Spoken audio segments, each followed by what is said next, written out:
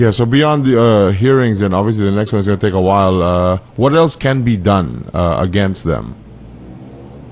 Well, the only thing Congress can do is just, go through the hearing and recommend, make recommendations as far as filing. You should file this case, or you should file that case, or you should dismiss this person. But in the end, it really has to go through the DOJ and all the ombudsman, as far as whether, and it, of course, it depends on the President of the Philippines, whether he will take the recommendations of Congress or not.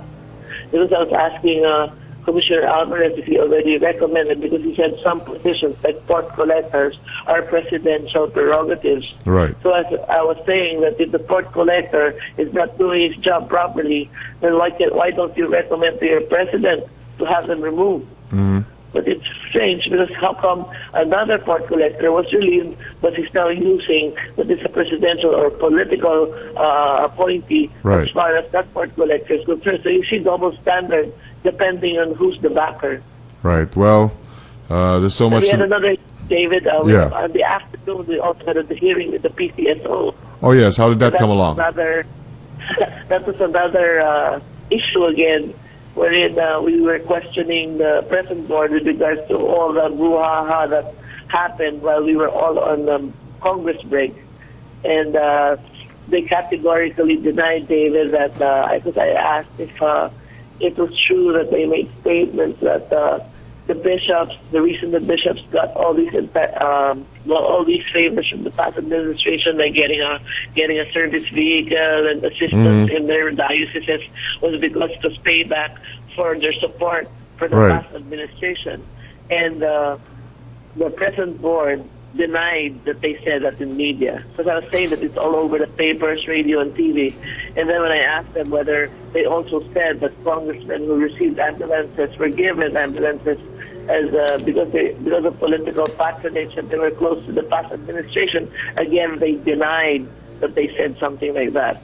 And when they were asked whether the people who received lump sum endowments were given that as political patronage, they again denied that they said something like that. They denied, but did you present them with the documentary evidence in the press that they in fact did say that? Yeah, no, they did. They said that they just gave the document, but they denied saying that it was because of political patronage and that the bishops were given all these things because it was payback. It was because of exchange of favor for the former president for her to support her in the Chelo Garcia and the impeachment. And when I asked them about with regard to the names of the congressmen about the STL issue, they denied that they said that the list came from them and that they never insinuated that this congressman, that they never put that congressman in a bad light. And so in effect, I said, then why come the media kept on quoting you guys as far as all these issues coming out are concerned? And they said that that's what they don't understand why media said those things. So I said, you think that media was lying or they concocted all these stories? And they say they don't know. And that's why I had to reprimand them and say, as far as when you come out in media, I told Aleta Tolentino and Margie Wico in particular, and that it's unfair to the person that you're bringing out in the newspaper, radio, or TV. You should correct it right away. Because the problem is they never corrected the issue. They waited for these issues to drag on until people got the perception that the bishops were being maligned left and right, and that they were unduly crucified in the newspapers, and also the congressmen were unduly put in a bad light because they were saying that some provinces got more ambulances because they were close, and it was because of political patronage. And I said, if you didn't say those things, then how come you never corrected all those statements being attributed to you in the media? Well, and that's why it was a funny thing, because they didn't know what to say, because all the media men were right in front, covering the hearing, and you could hear their howls and their protests, and they were saying "woo," while this was the present board was saying their piece. And then at least we were able to say, they categorically said yesterday that, number one, they didn't find anything wrong for people to get their percentage as far as the STL shares are concerned, because they gave a slant that the congressmen were getting a kickback as far as STL, but they ended up defending the position of the congressman yesterday.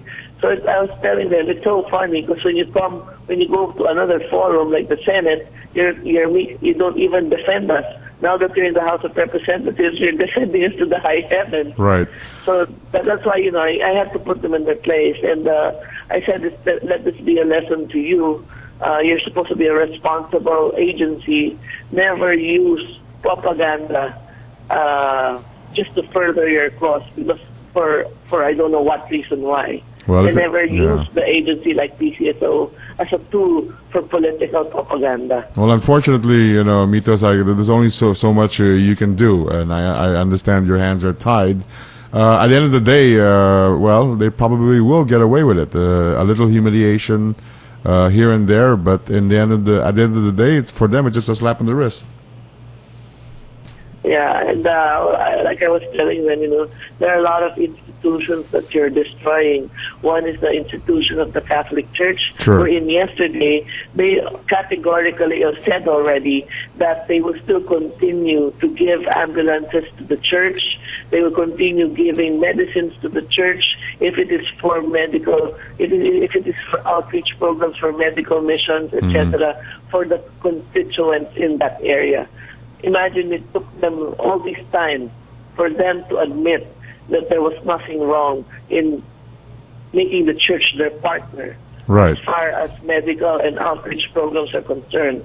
But when the controversy broke out 1 month ago, they were even against, and they were even hitting the Catholic Church. Yeah, it's very sad. They were able to clear that out yesterday.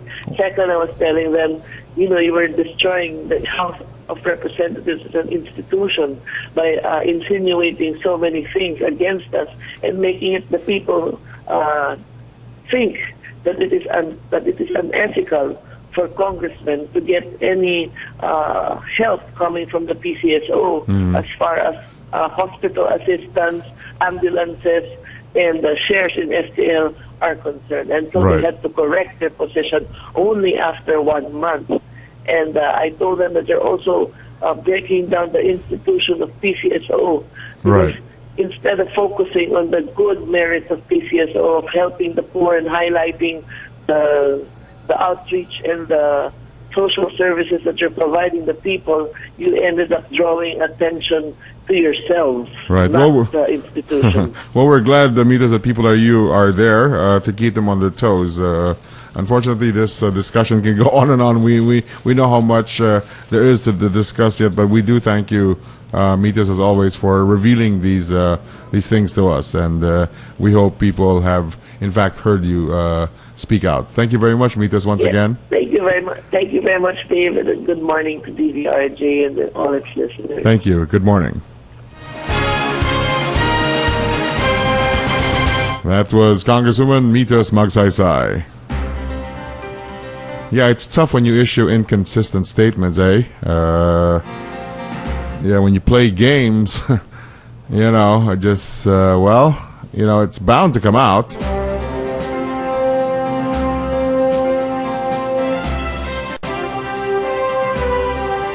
.48 in the morning, all over the country. This is Sunrise. I'm David Nye. We shall be back after this.